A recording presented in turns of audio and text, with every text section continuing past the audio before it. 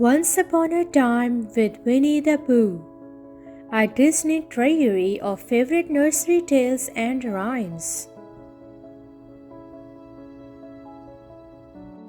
Pooh sets out to borrow a pot of honey from Rabbit, based on Hansel and Gretel.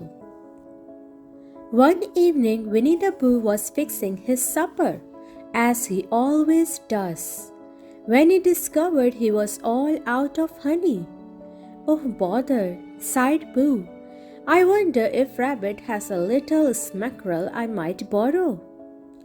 Pooh tucked an empty honey pot under his arm, and even though the sun was already hiding itself behind the trees on the hill and settling down for this long night's sleep, Pooh started out. He walked and he walked, and just at the point where he expected to be at Rabbit's house, he wasn't. He looked around. The wood seemed to be quite a different wood than the one he was used to.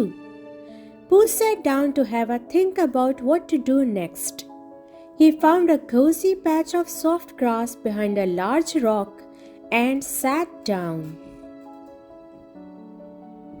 "Think, think, think," he said. But before he knew it, thinking had turned into snoozing. While he slept, a sweet scent called out to him. Pooh sniffed. That smells like honey," he said happily. As the moon came up and lit the woods with its silvery glow, Pooh's tummy decided to follow its favorite scent.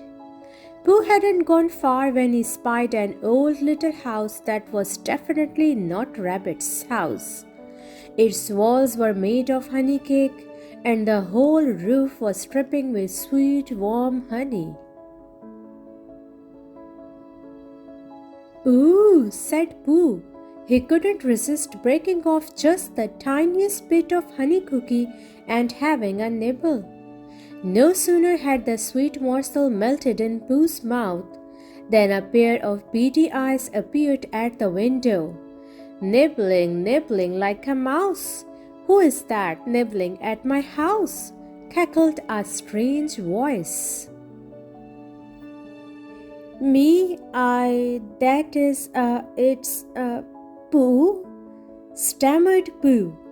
The door creaked open and a wicked woozle stepped out. "What do you want?" asked the woozle.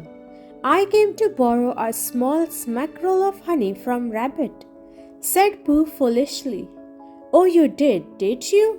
said the woozle. "Come on in then." Pooh followed the woozle inside. The woozle looked Pooh over. Plump and round. "You will do very nicely," he said. "Nicely is nice," replied Pooh.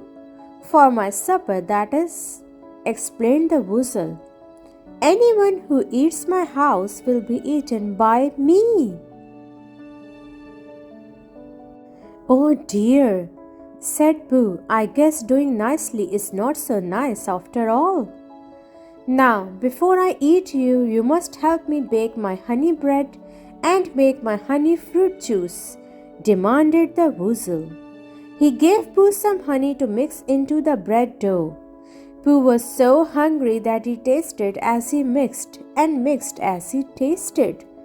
Then he began to shape the dough into a loaf.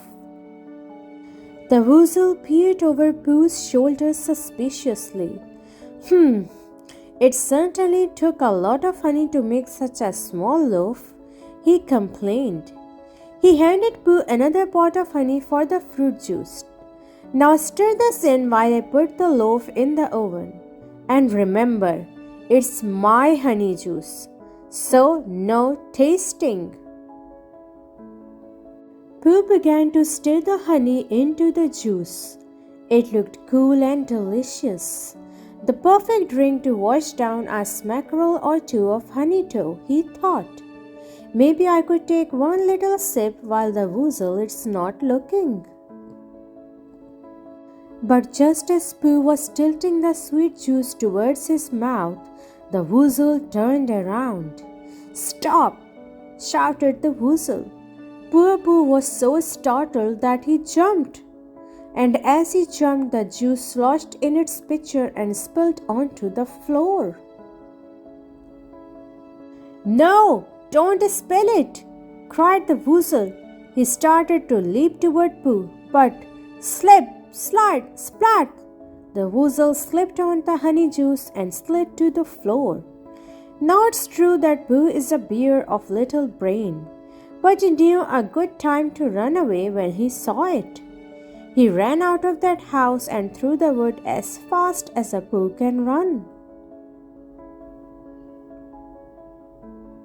Pooh didn't stop running until he came to the patch of soft grass nestled behind the large rock where he had first smelled the honey house. He sat up against the rock and listened for the leaping and stomping of the wicked Woozle. But all he heard was the wind rustling in the grass. And soon that sweet honey smell came to tickle his nose again. When he looked around this time, the 100-acre wood was looking a lot more like it should.